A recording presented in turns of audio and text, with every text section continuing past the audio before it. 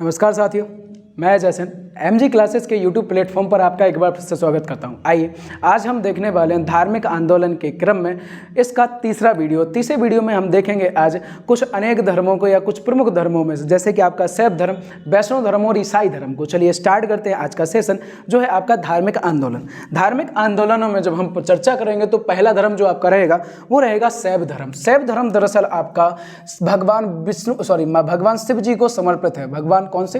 तो शिव जी को समर्पित है, शिव भगवान को समर्पित है। चलिए देखिए इसके बारे में हम जानेंगे कि इस धर्म में शिव को इष्ट देव के रूप में क्या किया गया है, स्वीकार किया गया है। साथ ही हम देखेंगे कि शिव की उपासना करने वाले लोगों को या जनता को क्या कहा गया है, शैव कहा गया है। यानी कि जो इस धर्म के ईश्वर थे वो थे शिव, और शिव की उपासना करने वाले व्यक्तियों को शैव कहा गया है। आगे हम चर्चा करें इसके कि शिव पुराण पूर्णतः भगवान शिव जी को ही समर्पित है। यानी कि आपके टोटल 18 पुराणों में से एक पुराण शिव पुराण पूर्णतः भगवान शिव जी को समर्पित है, जिसमें भगवान शिव के अवतार, भगवान शिव की लीलाएं और इनके पूरे के पूरे चारित्रिक और इनकी घटनाओं का हमें उल्लेख और वर्णन देखने को मिल जाता है। अब हम देखेंगे कि इस धर्म में या इस पुराण में आपके संप्रदायों यानी कि शिव जी के 4 संप्रदायों या शैव के 4 संप्रदायों का वर्णन मिलता है, जिनमें आपका पहला जो आपका संप्रदाय रहेगा वो रहेगा आपका पशुपति संप्रदाय, दूसरा रहेगा आपका कापालिक संप्रदाय, तीसरा रहेगा आपका कामामुख संप्रदाय और चौथा रहेगा लिंगायत संप्रदाय। ये 4 संप्रदायों का हमें वर्णन शैव धर्म में देखने को मिल जाता है। पशुपति संप्रदाय दरअसल आपका भगवान पशुपति के लिए वर्णित है, जिसमें भगवान शिव जी को पशुओं का देवता बताया गया है। और इसका हमें प्रथम साक्ष्य या प्रथम प्रमाण मिलता है हमें कहाँ से, तो सिंधु घाटी सभ्यता से।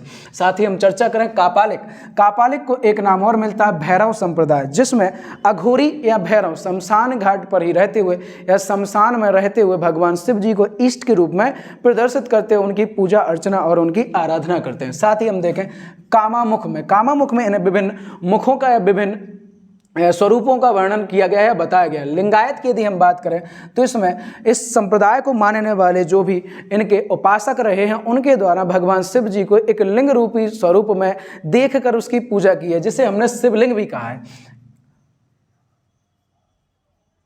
शिवलिंग उसके उपासक या उसकी उपासना करने वाले जो रहे वो लिंगायत संप्रदाय के रहे। ये रहे 4 इसके संप्रदाय। आगे हम बात करें कि इस धर्म का विकास दक्षिण भारत में ज़्यादा देखने को मिलता है। बिल्कुल स्वाभाविक है, दक्षिण भारत में इस धर्म का विकास सर्वाधिक इसलिए हुआ क्योंकि दक्षिण भारत में लिंगायत और अन्य प्रकार के लोग थे या ऐसे कुछ अनेक व्यक्ति या ऐसे कुछ अनेक संप्रदाय को उजागर करने वाले प्रमुख आचार्य हुए, जिन्होंने इस धर्म का विकास दक्षिण भारत में सर्वाधिक किया था। आगे हम बात करें इसके कि दक्षिण भारत में जब विकास हुआ तो दक्षिण भारत में बासवन्ना द्वारा लिंगायत संप्रदाय का विकास किया था। लिंगायत संप्रदाय के जो संस्थापक थे वो कौन हुआ करते थे, बासवन्ना हुआ करते थे।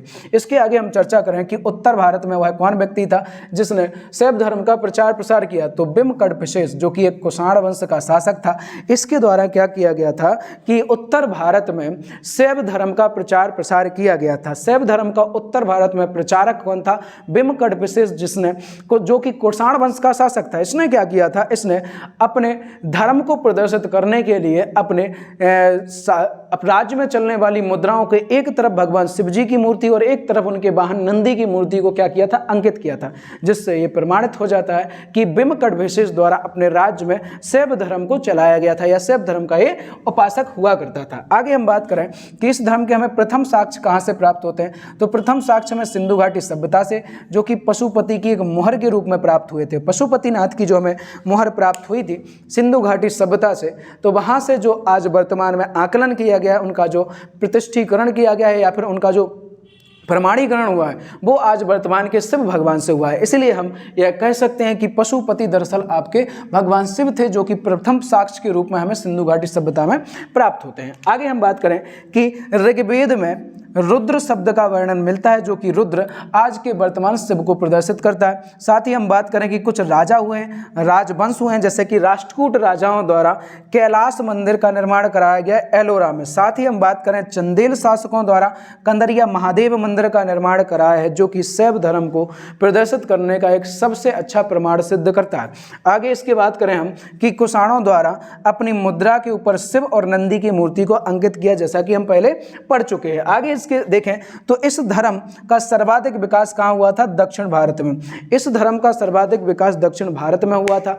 इस धर्म के कुछ प्रमुख ऐसे राजा हुए जिन्होंने इनके विकास के लिए बहुत सारे कार्य किए, कई सारी मूर्तियां बनवाई और शैव धर्म को आगे ले जाने का कार्य किया। ये रहा शैव धर्म, जिसके बारे में पूरी की पूरी जानकारी हम देख चुके हैं। बनने वाले एग्जाम से जितने भी क्वेश्चन रहेंगे, कुछ क्वेश्चन जो आपके इसमें मोस्ट हो सकते हैं। आगे हम बात करेंगे दूसरे धर्म के बारे में कि इसके अलावा हम देखेंगे अब वैष्णव धर्म को। वैष्णव धर्म को पढ़ने से पहले हम एक चीज समझेंगे, वैष्णव यानी कि भगवान विष्णु जी से संबंधित है। किनसे संबंधित है? यह धर्म दरअसल भगवान विष्णु को समर्पित है। पूरा का पूरा जो धर्म है वो भगवान विष्णु को समर्पित है। इसका एक नाम और देखने को मिलता है, इसका एक नाम हमें भागवत धर्म मिलता है।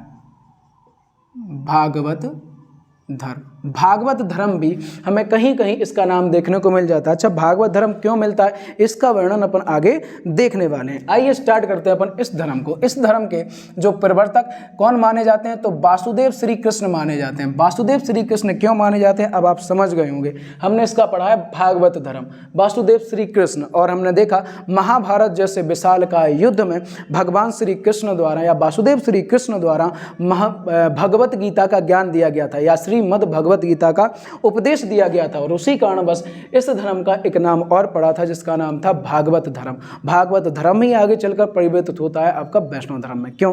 क्योंकि श्री कृष्ण किसके अवतार थे? तो भगवान विष्णु के, और विष्णु के अवतार होने के कारण इसका नाम फिर क्या पड़ गया? वैष्णव पड़ गया। आइए आगे देखते हैं इसके। हम आगे जब चर्चा करें तो श्री कृष्ण द्वारा महाभारत काल में श्रीमद् भागवत गीता का उपदेश दिया गया, जिसे भागवत धर्म कहा गया। इसी को क्या कहा गया? भागवत धर्म। बाद में हम देखेंगे कि भागवत धर्म को ही बाद में बदलकर वैष्णव धर्म किया गया या वैष्णव धर्म बनाया गया।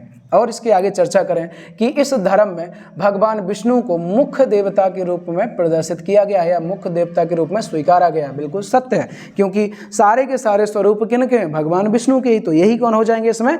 इष्ट देव या फिर प्रमुख देवता के रूप में मान्यता रखेंगे। आगे देखेंगे कि इस धर्म में भगवान विष्णु के 10 अवतारों का हमें उल्लेख मिलता है। 10 अवतार कौन कौन से हैं? चलिए देखते हैं।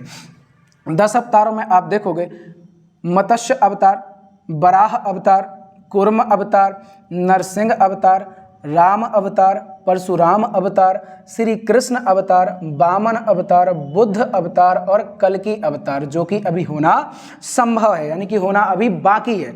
कल्कि अवतार अभी हुआ नहीं है, ऐसा मान्यता है पुराणों और धार्मिक ग्रंथों में कि जब पूरा का पूरा कलयुग अपनी चरम सीमा पे होगा और पापियों का पूरा क्षेत्र भर जाएगा पापियों से, या पापियों का एकदम से उच्च स्थान प्राप्त हो जाएगा, तब यह अवतार होगा उनका नाश करने के लिए। कब? कल की अवतार, जिसमें एक घोड़े के ऊपर बैठकर भगवान विष्णु जी क्या करेंगे? तो कल की माफ कीजिए अत्याचारियों का नरसंहार करेंगे, अत्याचारियों का संहार करेंगे। अब जरा इनके बारे में थोड़ी डिटेल ले लेते हैं। मत्स्य अवतार का क्यों आवश्यकता पड़ी, कुर्म क्यों आवश्यकता पड़ी, या फिर हम नरसिंह क्यों आवश्यकता पड़ी, तो बराह अवतार की क्यों आवश्यकता पड़ी? तो हम देखेंगे कि क्या हुआ कि हमें धार्मिक ग्रंथों में ऐसा वर्णन मिलता है कि एक राक्षस द्वारा पृथ्वी को समुद्र की गहराई में जाकर रख दिया गया और उसके चारों ओर मल को रख दिया गया था। अब मल को रख दिया गया तो वहाँ से किसी भी व्यक्ति या किसी भी भगवान द्वारा या किसी भी देवता द्वारा वो जगह से पृथ्वी को उठाने की क्या नहीं हुई? हिम्मत नहीं हुई। तो इससे में सभी देवता जाते हैं भगवान विष्णु के पास और उनसे अनुग्रह करते हैं कि आप पृथ्वी को बचाइए और उससे मनुष्यों का क्या कीजिए, इसमें तो मनुष्यों का उद्धार कीजिए। तब क्या होता है? भगवान विष्णु द्वारा बराह या फिर इसी को कहा जाएगा एक नाम और सुअर का अवतार लिया गया, जिसमें उन्होंने राक्षस का संहार किया और समुद्र के बीचों बीच से पृथ्वी को अपने मुख पर उठाकर लाए थे और लोगों का उद्धार किया था। तो ये कौन सा था? बराह अवतार। कुर्म अवतार तब लिया गया था जब देवताओं और दानवों यानी राक्षसों के बीच एक संधि के तहत समुद्र मंथन किया गया था। और समुद्र मंथन के लिए क्या था कि समुद्र मंथन के लिए नीचे के लिए एक पात्र चाहिए था, जिसमें इन्होंने कुर्म का अवतार लिया था ताकि वो जो पहाड़ था, पर्वत था, उस पर क्या हो सके? मंथन हो सके, यानी कि कुर्म, कुर्म माने कछुए का अवतार लिया गया था। किसके द्वारा? भगवान विष्णु द्वारा। नरसिंह अवतार दरअसल हिरण्यकश्यप नामक राक्षस का नरसंहार करने के लिए आया था। हिरण्यकश्यप वही है जो कि प्रहलाद के पिता हुआ करते थे। नरसिंह का मतलब होता है कि आधा नर और आधा सिंह, यानी कि शेर, इसका अवतार। राम का अवतार रावण का अंत करने के लिए लिया था। परशुराम का अवतार दरअसल राम के ही समकालीन थे और एक ब्राह्मण थे। साथ ही हम बात करेंगे कि श्री कृष्ण का कंस का उद्धार करने के लिए या अंत करने के लिए श्री कृष्ण का अवतार रहा वामन अवतार। वामन अवतार यानी कि हम बात करें बौना अवतार, बौना अवतार भी लिया गया था इनके द्वारा। बहुत समय की बात है, मतलब कि बहुत समय पहले कुछ ऐसा हुआ कि एक राक्षस राजा जिसका नाम बलि हुआ करता था, जो कि दानवीर भी बहुत था, उसने अपने तपोबल और अपनी हिम्मत से या अपने बल से पूरा का पूरा संसार और पूरा का पूरा ब्रह्मांड जीत लिया। लेकिन अब क्या हुआ, ब्रह्मांड जीतने के कारण देवताओं को अब जगह नहीं थी कहीं पर रहने के लिए। तो देवताओं ने फिर से भगवान श्री विष्णु से अनुग्रह किया कि आप जाइए, कुछ तो कीजिए। तब उन्होंने वामन अवतार लिया और राजा बलि के समक्ष क्या होते हैं, प्रस्तुत होते हैं। उनसे दान स्वरूप 3 पग क्या मांगते हैं, धरती मांगते हैं। 3 पग धरती मांगने पर राजा बलि मुस्कुरा दी और कहा कि ब्राह्मण आप हमारे लिए सर्वोपरि हैं, आप चाहें तो जितनी जमीन लेना चाहें ले लें। तो वामन अवतार में आए श्री विष्णु ने मुस्कुराते हुए कहा कि नहीं, मुझे बस 3 पग ही धरती चाहिए। और उन्होंने जब 3 पग धरती देने का वचन दे दिया, तब उन्होंने अपना पूरा स्वरूप दिखाया, विराट स्वरूप दिखाया और इतने बड़े हो गए कि एक पग में पूरा का पूरा पृथ्वी माप दिए और दूसरे पग में पूरा का पूरा ब्रह्मांड माप दिए और तीसरा पग रखने के लिए जगह नहीं थी। तो राजा बलि जो कि अपने वचनबद्ध थे, वचन के लिए जाने जाते थे, उन्होंने कहा तीसरे पग के लिए मेरा सर है, और उन्होंने सर पर उनका क्या रखता है, पैर रख दिया वामन अवतार के स्वरूप में और राजा बलि का अंत कर दिया, उद्धार कर दिया। तो ये हुआ करता था वामन अवतार। साथ ही हम बात करें बुद्ध अवतार। बुद्ध अवतार जो कि हम पिछली वीडियो में पढ़ चुके हैं, भगवान बुद्ध वही इनके एक अवतार माने जाते हैं। कल की अवतार होना अभी बाकी है। तो ये रहे भगवान विष्णु के 10वां अवतार। चलिए अब इसके आगे हम देखेंगे कि गुप्त वंश के दौरान वराह अवतार बहुत ही प्रसिद्ध था। मतलब वराह अवतार इतना प्रसिद्ध था वैष्णव धर्म का कि ये सबसे ज़्यादा माना जाता था। किसके दौरान? तो गुप्त वंश के दौरान। वैष्णव धर्म की प्रथम जानकारी हमें उपनिषदों से मिलती है, जो कि एक धार्मिक ग्रंथ है। साथ ही हम बात करें कि इस धर्म में व्यक्ति के मोक्ष के लिए उपासना शब्द का प्रयोग किया गया है। उपासना माने कि व्रत रखकर, उपवास कर कर ईश्वर के प्रति अपनी श्रद्धा व्यक्त करने का इसमें क्या है, प्रावधान है। साथ ही हम बात करेंगे इसमें यह अवतारवाद को प्रधानता देता है, जो कि हम पहले देख के आए कि भगवान विष्णु के 10 अवतार हुआ करते थे। ये रहा पूरा का पूरा वैष्णव धर्म और वैष्णव धर्म की जानकारी। इनसे बनने वाले क्वेश्चन जो भी रहेंगे वो इससे सारे के सारे बन जाएंगे। अब आइए हम देखते हैं तीसरा धर्म, जो कि है ईसाई धर्म। ईसाई धर्म दरअसल आपका अंग्रेजों का धर्म है, ये ईसाइयों का धर्म है। इसका उत्थान कैसे हुआ, इसके निर्माता कौन थे, आइए इसके बारे में हम विस्तार से जानकारी लेते हैं। ईसाई धर्म की जब हम जानकारी लेंगे तो हम समझेंगे कि इस धर्म के जो संस्थापक थे वो ईसा मसीह हुआ करते थे। ईसा मसीह इस धर्म के संस्थापक थे।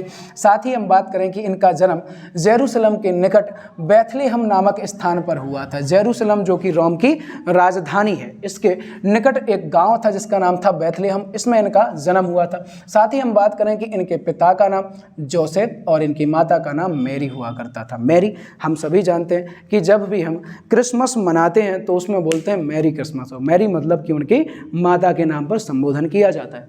आगे हम इसके बात करेंगे कि इनके जन्म दिवस पर क्रिसमस के रूप में एक आयोजित किया जाता है। मतलब इनका जो जन्मदिन होता है वो क्रिसमस त्यौहार के रूप में मनाया जाता है। आगे इसकी हम बात करें कि इन्होंने 30 वर्ष तक एक बढ़ई के रूप में कार्य किया था। किसके रूप में कार्य किया था? बढ़ई के रूप में जीवन व्यतीत कर रहे थे। एक बात सुन लीजिए, जितने भी महान व्यक्ति हुए हैं, जितने भी धार्मिक आंदोलन को आगे बढ़ाने वाले व्यक्ति हुए हैं, उन्होंने शुरुआत से संघर्षमय जीवन व्यतीत किया है। आगे चल के फिर वो सक्सेस हुए। ऐसा इनका रहा कि इन्होंने क्या किया था, 30 वर्ष तक एक बढ़ई के रूप में कार्य कर रहे थे। लेकिन इन्होंने 30 वर्ष तक बढ़ई के रूप में जरूर कार्य किया, लेकिन इन्होंने अपने आसपास के क्षेत्रों में, आसपास के लोगों में अपनी ख्याति एक बहुत उच्च लेवल की बना रखी थी, या फिर इनको सभी लोग प्रिय हो चुके थे, सब लोग इनको पसंद करते थे। इसका कारण ये था कि इनके द्वारा क्या था कि यीशु प्रारंभ से ही क्या थे, तो समाज में व्याप्त पुरानी रीतियों का विरोध करते थे तथा अन्याय के विरोध हमेशा आवाज उठाते रहते थे। शुरुआत से इन्होंने ऐसा किया पुरानी रीति रिवाज, रूढ़िवादी परंपराओं, रूढ़िवादी मतलब पुरानी परंपराओं को ये हमेशा बोलते थे कि ऐसा नहीं है। पुरानी परंपराएं जैसे कि स्त्री शिक्षा को बढ़ावा न देना और कमज़ोरों को दबाना या फिर जो गरीब है उसको शिक्षा से वंचित रखना, ऐसी परंपराओं से एक हमेशा विरोध करते थे। कहते थे कि सबको समान अधिकार होना चाहिए, सबको बढ़ने का है और सबको आगे आने का अधिकार है। और इन्होंने ज़्यादा से ज़्यादा मात्रा में उन लोगों पर प्रभाव किया जो उस समय के समाज में एक उच्च स्थान प्राप्त किए थे। यही कारण रहा कि आगे चलकर इनके खिलाफ षड्यंत्र होना चालू हुआ। वो षड्यंत्र क्या हुआ तो समझेंगे कि बकरी चोरी के एक झूठे आरोप में इन्हें रोम के गवर्नर पॉन्टियस द्वारा सूली पर चढ़ाने का आदेश दे दिया गया। पॉन्टियस जो कि उस समय का रोमन गवर्नर हुआ करता था, उसके समक्ष एक केस आया, एक आरोपी आया जो कि फरियादी आया जो कह रहा था कि यीशु ने हमारी बकरी चोरी की है। तो पॉन्टियस ने ना देखा ना सुना और ना इसकी छानबीन की और सीधा इनको सूली पर चढ़ाने का आदेश दे दिया। हालांकि इनको सूली पर चढ़ाया गया लेकिन सूली इनका कुछ ना बिगाड़ सकी, इन्हें भेद ही ना सकी। और इस बात से पॉन्टियस और नाराज हो गया और उसने क्या किया कि एक लकड़ी का क्रॉसनुमा आकार बनाया और इनके पूरे शरीर को उस पर कस दिया और पूरे शरीर पर कहते हैं कि कीलों से घाव करने लगे और कीलों को ठोक दिया। तब तक इनके शरीर पर कीलों को ठोका गया जब तक कि इनके शरीर से खून की आखिरी बूंद तक बाहर ना निकल आई। कहते हैं कि कुछ समय बाद फिर इनकी मृत्यु हो गई, लेकिन मृत्यु के 3 दिन उपरांत या 3 दिन बाद इनमें पुनः जीवन आ गया और यहीं से इनकी क्या होती है, ख्याति और बढ़ गई और यहीं से इनको एक भगवान का दर्जा दे दिया गया। और सूली पर माफ कीजिए क्रॉस पर ही लटके लटके इन्होंने कुछ उपदेश दिए थे, कुछ इन्होंने बातें कही थी जिनको संकलित कर लिख कर एक किताब में लिखा गया और उसे आज बाइबल के रूप में जाना जाता है। आइए स्टार्ट करते हैं और आगे देखते हैं कुछ आगे की चीज़ें। देखिए तो क्या हुआ, इनको लटका दिया गया पर इनकी क्या होती है, मृत्यु नहीं होती है। मृत्यु क्यों नहीं होती है? क्योंकि भाई ये भगवान थे। अब मृत्यु के बाद हम देखेंगे कि मृत्यु के 3 दिन बाद जब इनकी मृत्यु हो गई, क्रॉस पर लटकाने के बाद, कील ठोक देने के बाद मृत्यु हो गई, तो इनमें क्या होता है, 3 दिन बाद पुनः इनमें क्या आ जाता है, तो जीवन आ जाता है। और इन्होंने उसी क्रॉस पर लटके लटके कुछ उपदेश दिए और उन उपदेशों को ईसाई जगत में एक पुस्तक के रूप में संकलित किया गया, उसे आज बाइबल के रूप में जाना जाता है। साथ ही हम बात करें कि इसी समय से ईसा मसीह को एक भगवान के रूप में देखा जाने लगा और माना जाने लगा। ईसाई धर्म की पवित्र पुस्तक बाइबल है और तथा इसके प्रतीक चिन्ह क्या है, तो क्रॉस है। देखा होगा सभी ने, चर्च में गए होंगे तो इस तरीके से वो बना रहता है, उस पर ईसा मसीह लटके रहते हैं और ईसाई लोग ज़्यादातर अपना क्रॉस पहन के रखते हैं। आइए स्टार्ट और देखेंगे आगे का। पवित्र स्थान चर्च है जिसमें रविवार के दिन भगवान यीशु के लिए कैंडल जलाकर प्रार्थना की जाती है। मतलब कि रविवार के दिन पर चर्च में प्रार्थना होती है संयुक्त रूप से, जो कि भगवान ईसा मसीह के लिए और अन्य ईसाई धर्म के व्यक्तियों के लिए की जाती है। अब आगे देखेंगे, इसमें एक पॉइंट और रहेगा कि इनके जो प्रथम 2 शिष्य बने, प्रथम 2 शिष्य थे, प्रथम 2 शिष्य एंड्यूस और पीटर थे। इन्होंने फिर आगे चलकर ईसा मसीह के बाद इस धर्म को आगे बढ़ाया और इस धर्म का प्रचार प्रसार किया। ये रहा ईसाई धर्म। ये आज के सेशन में देखने वाले तीनों धर्मों को हम देख चुके हैं। आज के लिए इतना ही, मिलते हैं अगली वीडियो में। वीडियो अच्छा लगा हो तो लाइक करें, कमेंट करें और चैनल पर अगर नए आए हों तो चैनल को सब्सक्राइब करना ना भूलें और ज़्यादा से ज़्यादा मात्रा में शेयर करें ताकि आपके दोस्तों, आपके और भी परिजनों के पास ये जानकारी पहुँचे ये धर्म की और वो भी आगे पढ़ने में मदद मिले। धन्यवाद।